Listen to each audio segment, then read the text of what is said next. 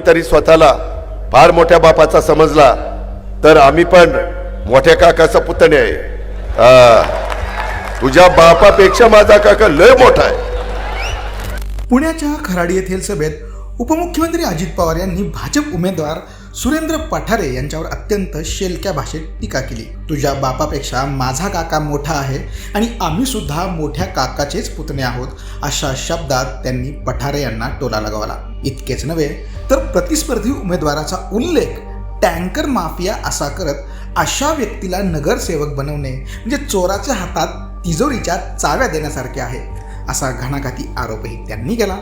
या भाषणातून अजितदादांनी एकाच वेळी कौटुंबिक वारसा आणि स्थानिक भ्रष्टाचाराच्या मुद्द्यावरून विरोधकांचा जोरदार समाचार घेतला। प्रभाग क्रमांक 4 चे उमेदवार टँकर माफिया आहेत असे मला कळले, आमचे नाही समोरच्यांचे। टँकर माफियाच उमेदवार व्हायला निघालाय। मग बघा आता कसं काय, ते म्हणतात ना चोराच्या हातातच तिजोरीच्या चाव्या। काय होणार आहे ह्याचा विचार जरा करा, अजिबात घाबरू नका। मी नेहमी महाराष्ट्राला सांगतो, ज्या गावच्या बोरी त्याच गावच्या बाबळी। आम्ही पण काही कच्चे नाही आहेत। एक तर आमच्या वाटेला कोणी जाऊ नका, पण आमच्या कार्यकर्त्यांच्या कोणाच्या वाटेला गेला ना तर मग आम्ही पण त्यांना सोडणार नाही। आम्ही कायदा मोडणार नाही, निवडणूक आचारसंहितेचा भंग करणार नाही, पण कुणीतरी स्वतःला फार मोठ्या बापाचा समजला तर आम्ही पण मोठ्या काकाचा पुतणे आहे।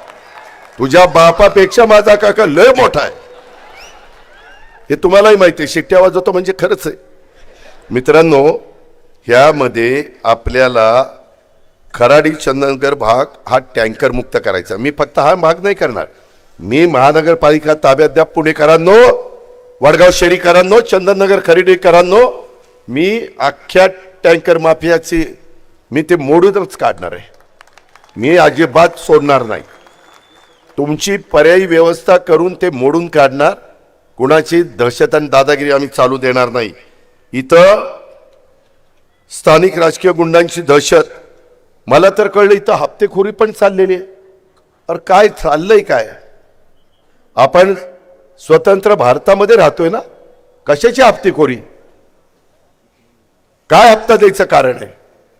IT पार्क मध्ये ऑक्सिजन पार्कच्या धर्तीवर आपल्याला गार्डन विकसित करायचं। आम्ही तुम्हाला IT पार्क मध्ये आपलं ऑक्सिजन पार्क करून दाखवलं की नाही? मीच त्याच्या उद्घाटनाला आलो होतो, आठवते का नाही? मग कधी म्हणायचा? त्यामध्ये तसं आपल्याला IT पार्क मध्ये करायचंय। इथं काहीतरी अतुल चोरडे यांचा IT पार्क आहे, आम्ही त्यांच्याशी बोलू। एवढ्या मोठ्या इमारती बांधल्यात, मोकळ्या जागा ह्या कामाकरता द्या। शेवटी जनतेचं सार्वजनिक काम आहे। कचरा कामगारांना पगार पालिकेचा की बंगल्याचा एक चाललेलं आहे। त्याच्यामध्ये वडील, आता तर इथं गंमतच झाली मोठी, वडील तुतारीचं आमदार आणि मुलगा सून भाची भाजपची। आता काय सांगावं, किती रे बनवा,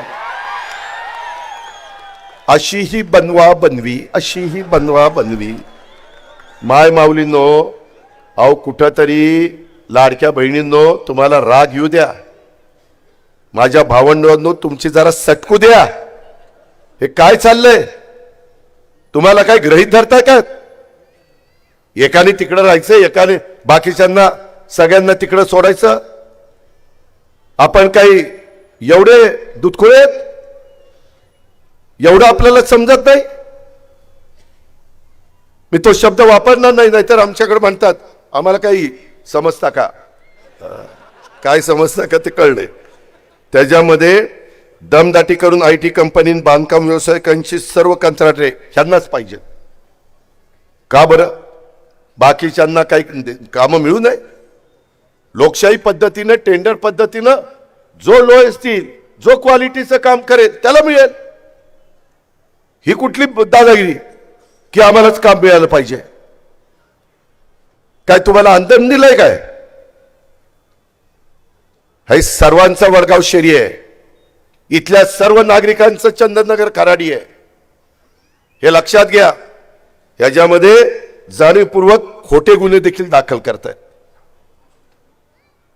वास्तविक सगळ्या वेगवेगळ्या खात्याच्या लोकांनी लक्षात ठेवा, निवडणूक होईल 15 तारखेला मतदान होईल, त्याच्यानंतर पुन्हा आपल्याला कुणाशी नांदायचं ह्याचा जरा विचार करा.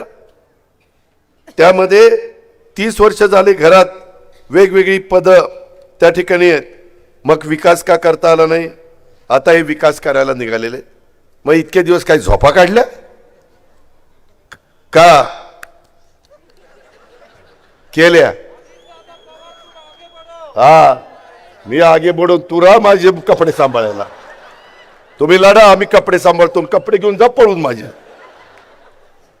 त्यामध्ये मला तुम्हाला सांगायचं आहे, सोसायटीमध्ये पाणी पुरवठ्याच्या समस्यांच्यामुळं टँकर घ्यावे लागतात, नागरिकांना चालण्यासाठी फुटपाथ मोकळे राहिलेले नाहीत, रात्री उशिरापर्यंत हॉटेल्स तिथं चालतात, त्याच्यामुळे अनेक समस्या ह्या निर्माण होत आहेत. रहिवासी भागामध्ये चालू असलेले पब्स आणि बारमुळं रहिवाशांना कारण नसताना त्रास सहन करावा लागतो. मोठ्यांची मुलं रात्री 2-2, 3-3, 4-4 वाजेपर्यंत जागी असतात. अरे तुम्ही जागा ना, पण ज्याला कष्ट करून संसार करायचे त्यांना कशाला त्रास देता?